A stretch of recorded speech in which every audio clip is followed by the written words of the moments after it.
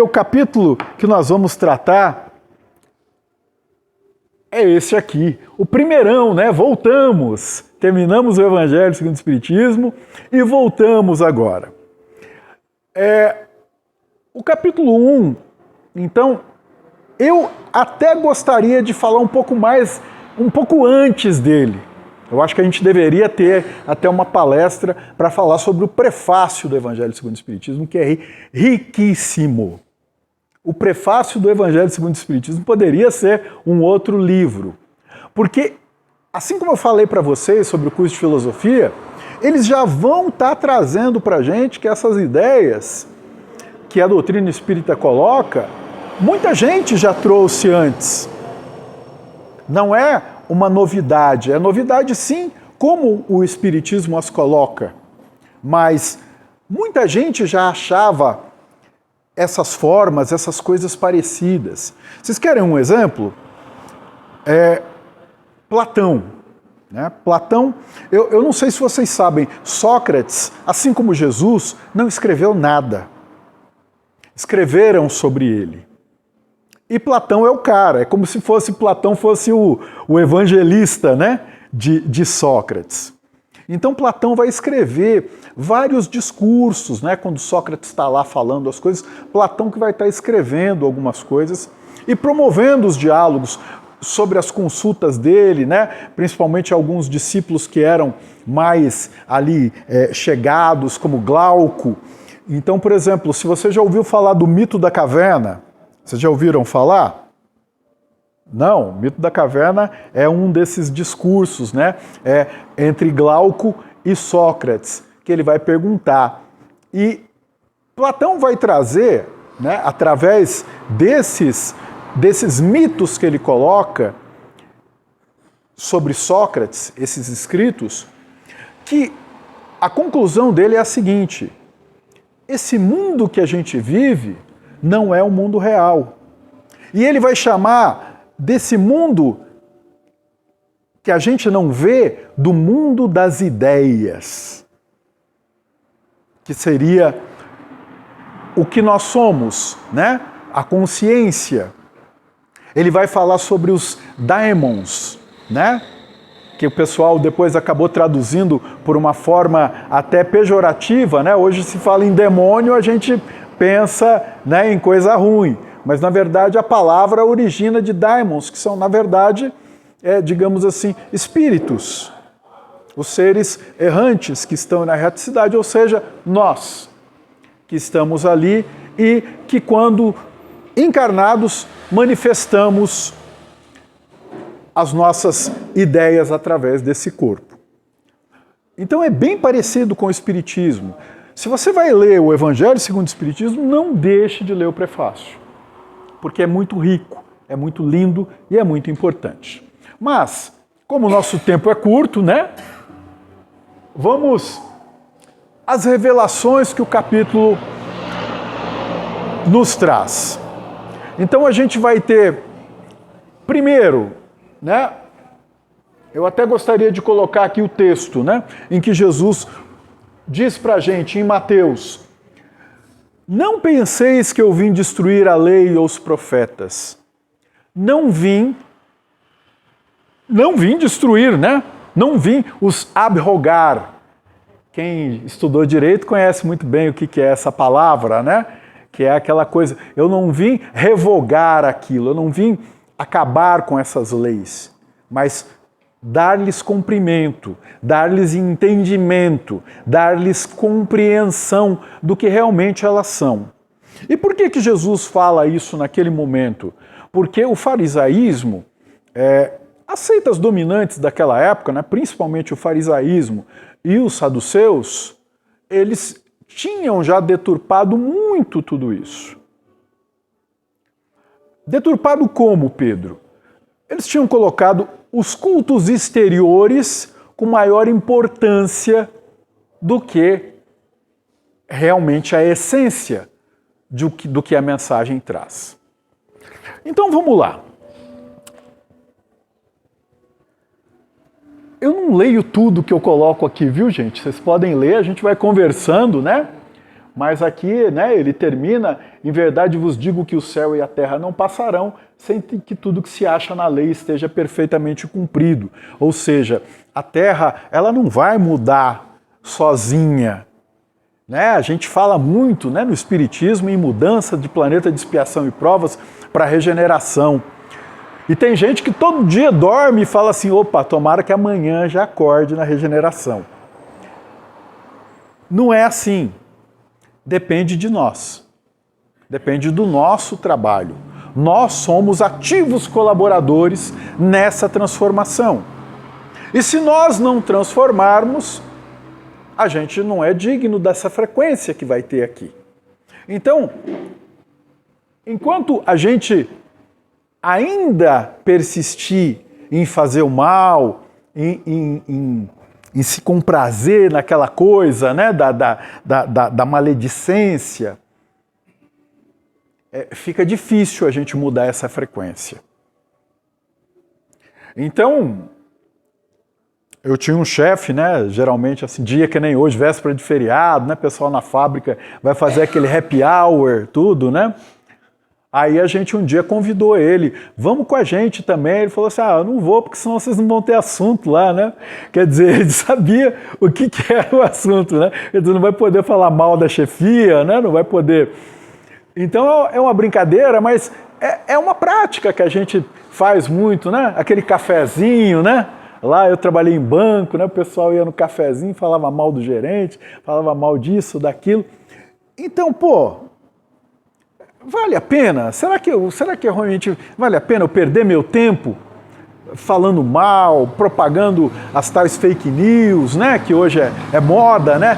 Que é mentira, né? A gente sabe desse tipo de coisa. Então, vamos lá. A primeira revelação, ela nos é trazida por Moisés.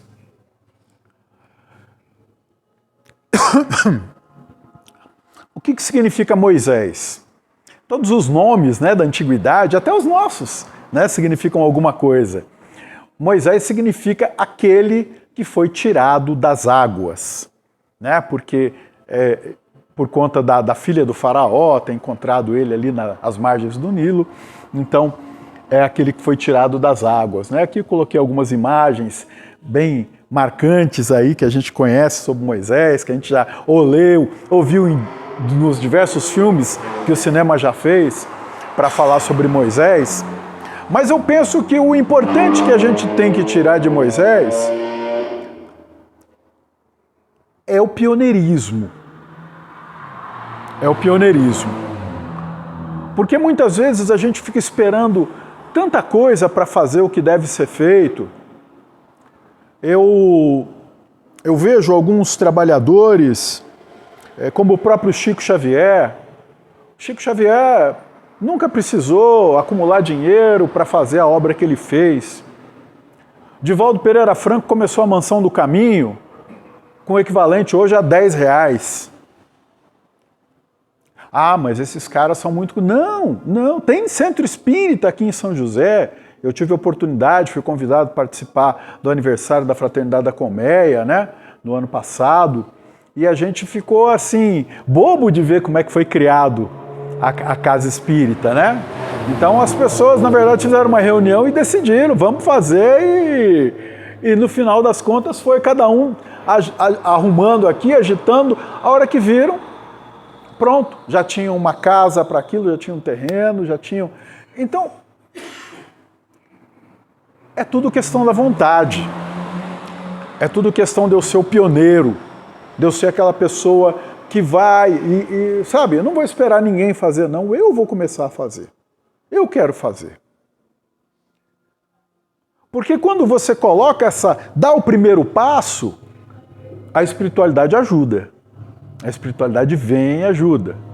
Vai ter um ou outro que vai querer atrasar, mas a espiritualidade, tudo que a gente faz na vida, desde uma pequena reforma que eu vou fazer no meu íntimo, a espiritualidade vai nos ajudar. E Moisés tomou esse caminho. Ele, naquela época, né, poderia ter ficado lá entre os egípcios, entre a família real egípcia, vida boa, mas não. Mas não. O coração falou de uma outra forma e a razão também fez com que ele buscasse o caminho que tinha que ser percorrido para que hoje a gente estivesse aqui reunido. Então, esse trabalho que há aproximadamente 3.000 anos foi começado, a gente está aqui falando sobre ele. Moisés, ele foi um dos primeiros legisladores, aliás, para nós, o primeiro legislador, né, do que a gente conhece. Mais uma vez eu falo, se alguém aqui estuda direito, tem muita lei lá que Moisés colocou no Levítico, no Deuteronômio, que até hoje funciona, até hoje serve para regular a nossa sociedade. Moisés, ele criou um sistema de leis com 613 leis. Só que assim, se você pegar essas leis e for ler hoje, muitas delas não fazem mais sentido. Eu costumo brincar, né, mulherada que ia adorar se lesse lá, né, porque a mulher é colocada num papel, né, secundário não, terciário também não, é mais embaixo ainda. Então a mulher é colocada num papel bem abaixo, né? Tanto que quando a gente observa nos evangelhos, a gente poderia dizer que Maria de Magdala foi praticamente uma das discípulas de Jesus, né? E ela não aparece justamente pelo machismo dominante que se existia na época. Mas ela talvez tenha feito até mais do que alguns discípulos. Mas é lógico, cada um teve o seu papel. Dessas 613 leis, então, o que mais chegou para a gente, o que mais importa para a gente falar hoje, são essas aqui, os 10 mandamentos. Esse foi o começo, o que Moisés coloca para a gente. Eu fiz questão de trazer para vocês aqui, né, os mandamentos como eles são realmente escritos, porque às vezes a gente só coloca amar a Deus sobre todas as coisas, mas não é bem assim. Eu sou o Senhor, vosso Deus, que vos tirei do Egito, da casa de servidão. Não tereis diante de mim outros deuses estrangeiros. Não fareis imagem, nem figura, nem coisas de em cima da terra, nem debaixo da terra. Não adorareis e não lhes prestareis culto soberano. Olha que interessante. É esse o primeiro mandamento da forma que foi escrito. Essa tradução desse evangelho que eu costumo utilizar é uma tradução que é considerada uma das mais fiéis do hebraico, que é a tradução de William Sassi. Carlos Torres Pastorino vai usar essa tradução, José Lázaro Bollberg, ou seja, os grandes pesquisadores do Evangelho vão utilizar muito essa tradução. Porque a tradução faz muita diferença. Vocês querem que eu dê só um pequeno exemplo para vocês? O início do Salmo 23. Quando eu digo assim, o Senhor é meu pastor, nada me faltará, eu estou dizendo uma coisa. Se eu disser para você que o correto é o Senhor é meu pastor e de nada terei falta, é outra coisa. E é da segunda forma que está escrito que é a tradução correta. Porque se eu coloco, o Senhor é meu pastor, nada me faltará, mas eu olho e falo, não, mas falta coisa ainda. Agora, o Senhor é meu pastor e de nada terei falta. Aí sim, eu estou querendo dizer que se eu tenho Deus como a minha meta, como o meu objetivo, a perfeição, de nada terei falta. Porque eu sei que as ferramentas estão aqui. Como eu mencionei para vocês dessas pessoas agora há pouco, do trabalho que fizeram, de Valdo, Chico, e tem mais, Bezerra de Menezes, Paulo de Tarso. E é interessante a gente ver algumas dessas figuras que eram extremamente ricas. Giovanni di Pietro, de Bernardone, vocês sabem quem que é? Vocês lembram? Já falei sobre esse cara aqui, né? Se eu falar para vocês que ele mudou o nome dele e ele era da cidade de Assis, São Francisco, né? Então São Francisco, quando ele se livra da fortuna dele, ele fala, nem o meu nome, nem o nome da família eu quero mais, eu quero ser uma nova pessoa. É o renascer, né? É o renascer de verdade, renascer em vida. Então, essas pessoas vão fazendo essa transformação. Não usar o nome do Senhor, vosso Deus, em vão, né? Oh, meu Deus! Né? Tudo. Então, esses mandamentos, a gente vai ter aqui uma série de coisas que vão estar colocando para a gente o quê? O respeito a Deus. O sábado, algumas igrejas trocaram para o domingo, mas na verdade Jesus ele vai esclarecer para a gente que não é o que acontece naquela época, o que acontecia naquela época. E acontece até hoje em alguns lugares do mundo. Havia muita escravidão, né? Havia muita escravidão, então se colocava as pessoas para trabalhar todo dia. Todo dia você tinha que trabalhar. Então houve a intenção de se criar um dia para que houvesse esse descanso. Para que você possa descansar, que você possa aproveitar ali, agradecer a Deus pelas coisas que você tem, enfim. Na época foi colocado o sábado, né? Porque tinha a tradição da Gênese, que falava que Deus criou o mundo em 6, que é de novo a tradução, né? Não é 6 dias, não está escrito 6 dias lá, diz 6 períodos e no 7º descansou, né? É lógico que tudo isso é de uma forma simbólica. É para isso que o Espiritismo vem, para trazer essas explicações para a gente. A gente tem aqui alguns mandamentos que eles são base, né? Eu acho que isso aqui nunca mudou. Honrar pai e mãe, né? Honrar pai e mãe é uma coisa, é um dever da gente. São as pessoas que nos trouxeram a esse mundo. Não matarás. Não preciso nem falar, né? Mas não matará quem? Seu irmão? Seu inimigo? Não, não matarás é para todo mundo. É para todo mundo. Então, não tem não matarás, essa é só para os amigos. Inimigo pode. Não. Não matarás. É geral. A gente normalizou um monte de coisa, né? Principalmente com a guerra. Com a guerra a gente normalizou esse mandamento. É como se esse não matará servisse só para o meu irmão de raça, meu irmão de crença. Não cometais adultério.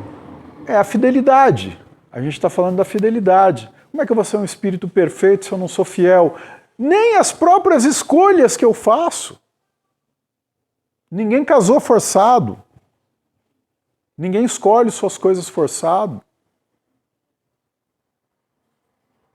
A gente teve sociedades em que sim. Existem até hoje casamentos de conveniência, casamentos pelo material, casamentos pelo físico, pela aparência. E aí a gente acaba cometendo os erros. Por quê? Porque falta uma coisinha que ficou ausente desse relacionamento, dessa nossa escolha. O amor. Porque quando a gente escolhe com amor, a gente compreende, a gente entende, a gente sabe que é 50-50.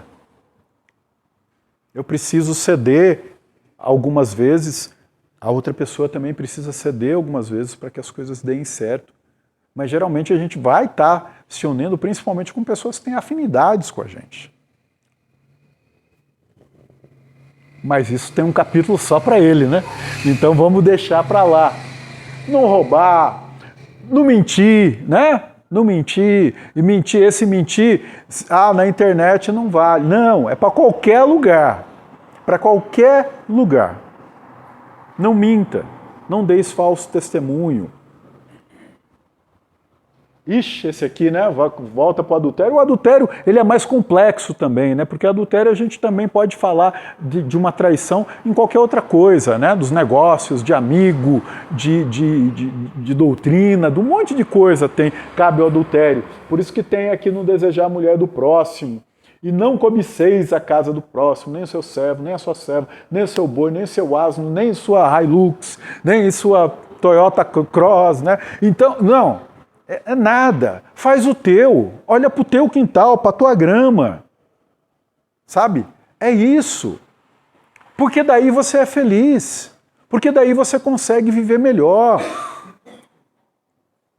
Ontem eu estava numa outra casa espírita, a gente estava falando sobre uma coisa que é muito importante. A gente faz, muitas vezes, nós somos, de certa forma, meio que administradores desleixados. Mas a gente faz plano para a nossa vida. A gente faz plano assim, eu vou comprar uma casa. Aí eu começo a fazer um plano para comprar uma casa, junto dinheiro aqui, pego ali e tal, invisto aqui, invisto ali, vendo um carro, então a hora que surge a oportunidade eu compro.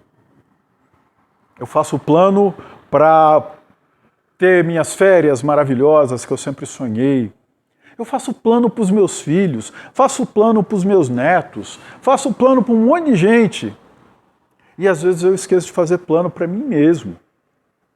Como é que eu vou planejar a minha vida para que eu seja uma pessoa melhor? Para cumprir o meu objetivo real. Não esse objetivo ilusório. Eu comprei uma casa aqui no Urba, enorme, tudo. Você não comprou, na verdade, você alugou ela para ficar durante um tempo da sua vida. Depois ela vai pertencer a outro. Depois ela vai pertencer a outro. Quando você partir daqui, não dá para levar. Nem as roupas do corpo. E como é que eu faço o planejamento da minha vida? Às vezes nada. Às vezes a gente fala para algumas pessoas, conversa, vocês estão aqui essa noite fria, véspera de feriadão, né? Eu sei que essa casa sempre enche mais, a gente sabe que muita gente já foi viajar, tudo, né? Nada contra, todo mundo tem que relaxar mesmo, tem que ter o seu descanso. Mas é interessante a gente ver as nossas buscas, a nossa ordem de prioridades. Porque às vezes a gente até começa certo, mas depois a gente vai invertendo.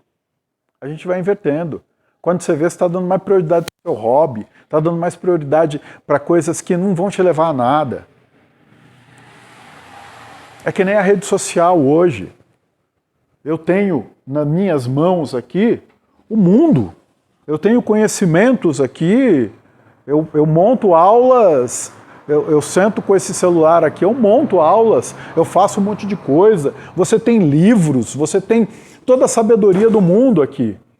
E muitas vezes eu só me preocupo em ver piada e coisas que alimentem meus desejos, seja eles maliciosos, seja eles materiais.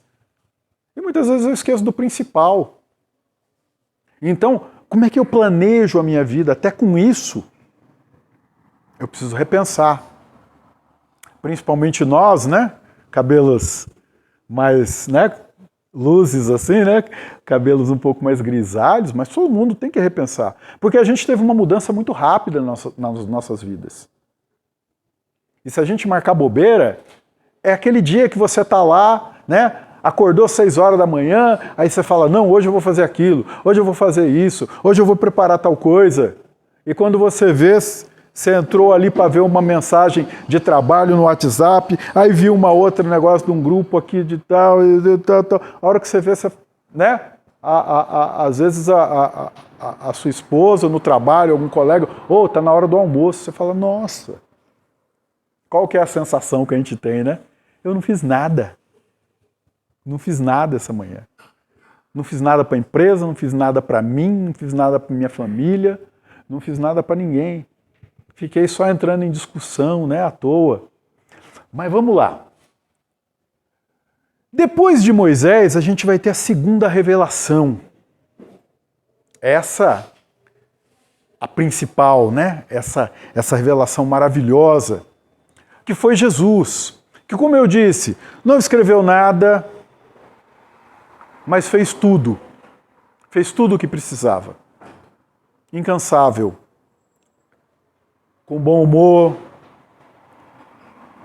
Veio, como ele mesmo disse lá no início, eu não vim destruir a lei. Eu não vim destruir a lei, mas eu preciso que vocês lembrem do que realmente é importante. Poxa, nós estamos dando importância aqui para o cara... se o cara trabalhou, não trabalhou no sábado.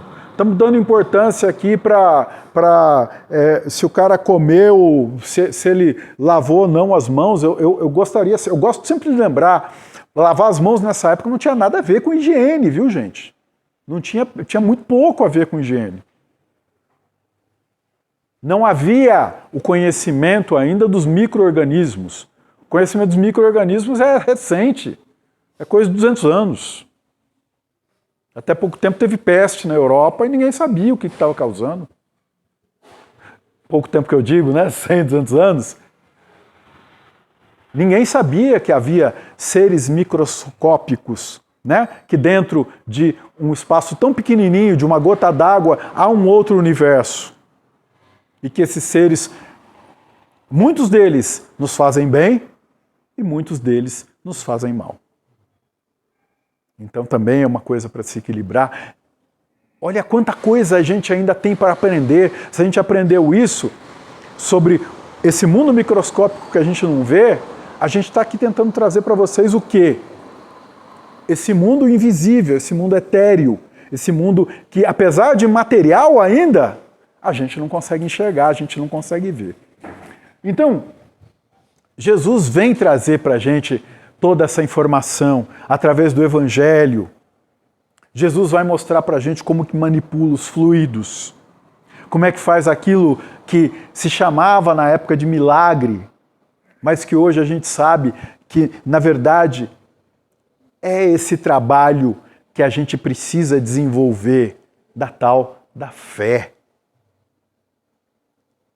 Dessa sintonia que eu preciso ter com Deus, dessa sintonia que eu preciso ter com a natureza, dessa sintonia que eu preciso ter com o outro. Saúde, né? Dar atenção para o outro, olhar no olho da pessoa quando eu estou conversando. A gente, às vezes, hoje tá lá no celular, está conversando, isso, eu concordo, né? Eu sou vendedor, tenho que tomar cuidado. Às vezes o cara fala, você vai fechar pedido aí daqui a pouco sem ver. Eu vou falar o preço baixinho e você vai fechar. Então, poxa, Jesus é fantástico. Eu gostei, eu coloquei aqui até as personagens do The Chosen, né, que é uma série que eu acho muito bacana, que traz um Jesus mais humano, traz os discípulos mais humanos, né, tira um pouco daquela auréola que a gente sempre aprendeu, né, que como se fossem pessoas intocáveis. Não dá para eu chegar, eu nunca vou ser igual a um Tiago, eu nunca vou ser igual a um Pedro, eu nunca vou ser igual a um Paulo, eu nunca vou ser igual a um Lucas. Não. Opa, Lucas não, Lucas é evangelista, né? Mas Mateus, João. Lógico que você pode ser. Essas pessoas eram pessoas também falhas como nós. Fizeram muita bobagem. E não importa se você tem 30, 40, 50, 70, 80, 90, sempre é um dia para recomeçar. A gente tem no exemplo do sono, né? Isso, é acordar, agradecer a Deus, obrigado Senhor, né? Temos aqui mais um dia para recomeçar, mais um dia de trabalho. Para a gente fazer tudo diferente daquilo que eu acho que eu fiz errado ontem.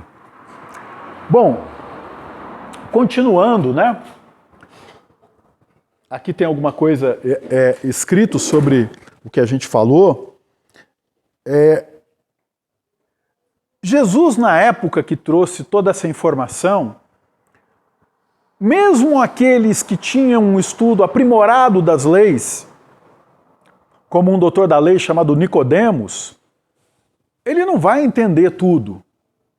Então Jesus procurava até fazer o seu ensinamento através de parábolas, porque as pessoas ainda, ou nós, né? Talvez nós estivéssemos lá, éramos muito infantis ainda para entender tudo o que ele trazia. Então muitas vezes Jesus usa até nas parábolas, você vai ver até uma forma lúdica, uma forma infantil de ensinar a humanidade. Quando ele fala sobre, né? Vos é necessário nascer de novo. É muito difícil, gente. É muito difícil eu conseguir me aperfeiçoar. É muito difícil eu conseguir evoluir o necessário. Não, obrigado. É muito difícil eu conseguir evoluir o necessário em uma vida só. Dá, lógico que dá. Mas eu vou precisar fazer muita força. Eu vou precisar vir numa família que me dê muito apoio. Mas não é assim. Não é assim, infelizmente. Então a gente é criado lá, espírito simples, humilde, é plantada uma sementinha crística para que a gente possa evoluir, para que a gente possa sempre lembrar dela dentro de nós, através da nossa consciência, para que a gente nunca perca essa busca. Eu posso ficar muitos anos, eu posso, sei lá, passar um tempo, perder minha fé, mas essa sementinha ela vai ficar me cutucando ali. Essa minha consciência não vai ter jeito, uma hora eu vou ter que acordar e falar assim, não, agora eu preciso andar. Eu não posso ficar aqui, eu não posso ficar parado. Então Jesus ele vai colocar para a gente uma série de ensinamentos e que muitos deles vão ser confundidos, vão levar a gente a fazer guerra, as cruzadas, né? Aquelas coisas absurdas, a Inquisição. E até hoje, nós encontramos ainda muita gente, não é pouca não, muita gente que ainda não interpreta dessa forma. Jesus, ele disse para a gente que não nos deixaria só e que no momento adequado nos enviaria o Espírito da Verdade. E nos idos de 1800, com os fenômenos espíritas acontecendo pelo mundo. Alguém aqui já faz escola de aprendizes do Evangelho? Maravilha, então tem bastante gente que sabe do que eu estou falando, né? Irmãs Fox, os fenômenos que vinham acontecendo na França. E através do estudo desses fenômenos, esse nosso querido Kardec vai nos trazer a doutrina espírita. Eu gosto muito dessa foto de Jesus, que é uma descrição de Publius Lentulus. Lentos somos nós, né? Lentulus. Que fala de Jesus às margens do lago de Tiberíades, ou Mar da Galileia. E a gente pode encontrar essa descrição num livro chamado Há 2000 anos. E Publio Lentulus, para quem não sabe, né, é Emmanuel, que é o mentor do Chico. Então, o Espiritismo codificado por Kardec, né, não foi uma coisa que o Kardec que escreveu ali, né? Tem gente que confunde isso. Eu vejo, às vezes, em discussões, eu participo de alguns encontros ecumênicos, em que cada um fala sobre a sua religião, sobre as doutrinas, sobre sua filosofia de vida que segue, e a gente vê muito essa confusão quando você pergunta para as pessoas o que você acha que é o Espiritismo, né? E as pessoas falam coisas para a gente, muitas vezes absurdas até que a gente não sabia, né? E, mas foi Kardec que escreveu. Não, Kardec foi o codificador. Ele recebeu mensagens do plano espiritual. Muitas vezes recebia 10 mensagens sobre a mesma pergunta, ele sintetizava isso e colocava lá no seu livro da melhor forma possível. Então, a gente tem aqui, esses são os 5 principais livros que a doutrina espírita nos traz, a terceira revelação, o Evangelho segundo o Espiritismo, o Livro dos Espíritos, que eu canso de falar, facinho de ler, até para quem tem preguiça de ler é fácil, que é um livro de pergunta e resposta. Você pode ler uma pergunta e uma resposta por dia, não vai tomar 5 minutos do seu tempo. O Livro dos Médiuns, o Céu e o Inferno, que a gente vai ver espíritos em todos os tipos de desencarnação, narrando como é que foi essas desencarnações, para onde eles foram, né? Quem não se pergunta, para onde eu vou, né? Quem não se pergunta hoje, poxa vida, se eu agora eu saio daqui do centro, aqui, ou aqui mesmo estou falando, de repente me dá um piripaque e eu desencarno, para onde será que eu vou? Para onde? Aí eu falo, eu estou indo no centro espírita, né? Estou fazendo escola de aprendizes, né? Então, já vamos colocando os pontinhos positivos, né? Estou lavando a louça lá em casa, levo o lixo na rua, né? Fazendo meu trabalho direitinho, sou fiel ao meu trabalho, sou fiel. Então, é isso que eu estou falando, é a autoanálise que a gente precisa fazer durante toda a vida. No Livro dos Espíritos, a pergunta 919, ela sintetiza tudo que a gente precisa fazer para ser uma pessoa que busca ser perfeita. Dá, viu? Dá. Dá para a gente ser. Mas é só fazer força, é só ter vontade, ter iniciativa. E hoje, né, mais uma vez mencionando as redes sociais, é muito fácil saber para onde que eu vou, né? O que eu assisto em casa? Qual que é o meu gosto? Qual que é o meu gosto quando eu vou buscar as redes sociais? Qual que é o meu gosto quando eu vou... Será que eu dedico mais tempo, de repente, às futilidades do que às coisas importantes, do que às coisas que vão me ajudar a edificar a minha vida? Tá aí um bom sinal. Se Deus aprovesse agora, nesse momento, todo mundo pudesse ler o pensamento das pessoas, será que está tudo certo? Será que qualquer um leria meu pensamento e estaria bem? Eu não teria vergonha de nenhum pensamento meu? Hoje o pessoal fala assim, né, do WhatsApp, né? Será que eu entregaria o meu WhatsApp para qualquer um ler lá tudo que está ali, sem nenhum problema, sem nenhuma vergonha, sem nenhum transtorno? É tudo isso que eu tenho que colocar na balança, que faz parte do meu dia a dia hoje, da vida moderna. O Espiritismo ele vem trazer, através dessas interpretações que a gente tem nesses livros. Não pensem, livro dos médiuns deve ser difícil, né? Tudo. Realmente, é o mais complicadinho, mas nada absurdo, nada que não dê para você ler. E outra, se eu ler e não entender, o que eu posso fazer? Perguntar. Você pode vir no Centro Espírita aqui e perguntar para as pessoas. Questionar, sabe? Bom, o Espiritismo vai trazer para a gente o quê? Né? Deus é nosso Pai. Deus não é mais o Senhor da guerra. Eu não preciso temer a Deus. Amar é diferente. Jesus é nosso irmão. Né? Jesus é um espírito da esfera crística. Jesus mesmo disse para nós, né?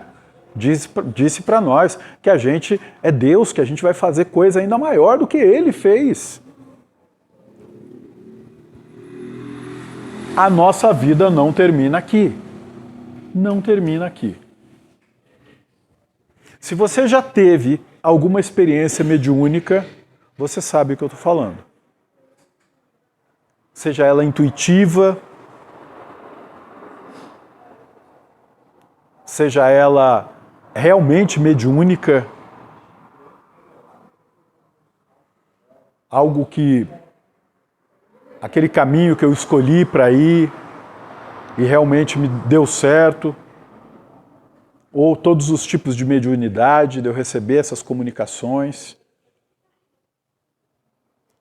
A gente que trabalha na doutrina espírita há mais de 30 anos, eu já tive várias oportunidades de receber mensagens e de que eu achar que... Eu falei, não. Quando eu comecei a receber mensagem da espiritualidade para trabalhar com mocidade, eu falei, não, esse povo está louco, né? E aí eu ia numa casa espírita, eu estava lá, de repente saía o médium ali e falava assim, mandaram entregar esse bilhete para você. Ia na outra. Eu fui em 3 casas espíritas diferentes e eu recebi a mesma mensagem. Eu até pensei que era presidente do centro que eu trabalho lá, Ismael. Eu falei, Nadir, deve estar passando pro pessoal aí a mensagem. Não. Mensagens escritas de forma diferente, mas que sempre tinham ali. E realmente eu fui fazer um trabalho, e foi um trabalho que eu gostei muito. Eu sou meio garotão ainda, né? Ainda o menino que mora dentro de mim, ele vem, surge muitas e muitas vezes, me ajuda muito a levar a vida, a ser um pouco mais humilde, a sofrer menos. E foi muito legal, até hoje eu faço esse trabalho, já estamos aí há quase 10 anos. Os espíritos que estão no plano espiritual podem se comunicar conosco. É o que a gente está falando, através da mediunidade. Você pode ter esse contato. A prece é uma forma de conversar com Deus. E com os espíritos amigos. E digo mais, para você que não é acostumado a conversar com você mesmo, é uma grande oportunidade para você conversar com você mesmo. Porque a gente esquece disso. Nessa construção desse ser que eu preciso ser, eu esqueço muitas vezes de conversar com a pessoa que mais me interessa, eu.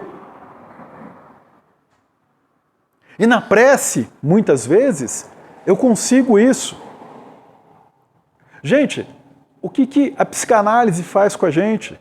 Ela provoca para que você fale as suas coisas, tire ali, né, debaixo daquele tapete, né, aqueles problemas sérios que te atrapalham, que você não está conseguindo enxergar. E um psicólogo que me disse isso: Pedro, você não está conversando comigo, você está conversando com você mesmo. Eu estou facilitando aqui algumas coisas, estou te jogando no caminho, conforme você vai me dando as informações, eu vou colocando, mas você está conversando com você mesmo. E a prece, ela faz também esse efeito para a gente. Existe reencarnação, né? Podemos nascer várias e várias e várias vezes. Ah, legal, legal. Né? É aquilo que Jesus estava querendo dizer para Nicodemos lá. Vos é necessário nascer de novo. Não, não é você estar velho, entrar no ventre da sua mãe. Não, fisicamente isso é impossível. É nascer de novo mesmo. Porque esse eu que hoje responde pelo nome de Pedro, né? Esse eu, ele tem outro nome. Ele tem muito mais informação, muito mais vida, muito mais coisa para mostrar. Existem mais mundos no universo, né? Planetas de vários tipos, de várias escalas evolutivas, e que fazer o bem ainda é o melhor caminho, né? A doutrina espírita, ela vai trazer para a gente também outra coisa, que o cristianismo corrente da época não permitia. Havia uma briga entre a ciência e a religião.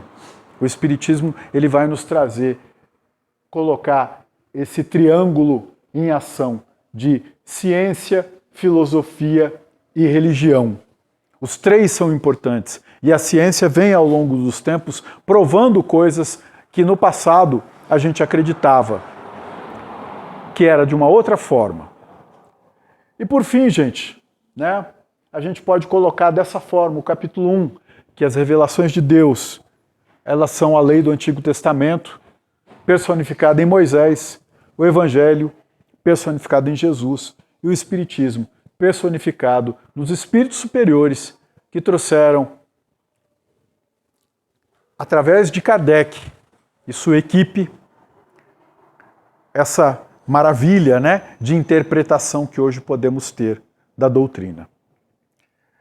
Bom, se alguém tiver alguma pergunta, eu vou ficar aqui mais um pouquinho, pode vir, pode conversar comigo, alguma sugestão, alguma crítica, estamos abertos a todas essas coisas. Espero ter conseguido esclarecê-los, espero que a gente possa sair daqui mais informado do que chegou, né?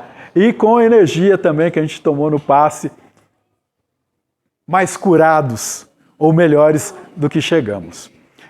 Eu agradeço a todos, meu muito obrigado, e agora convido vocês para que a gente possa fazer a nossa vibração final.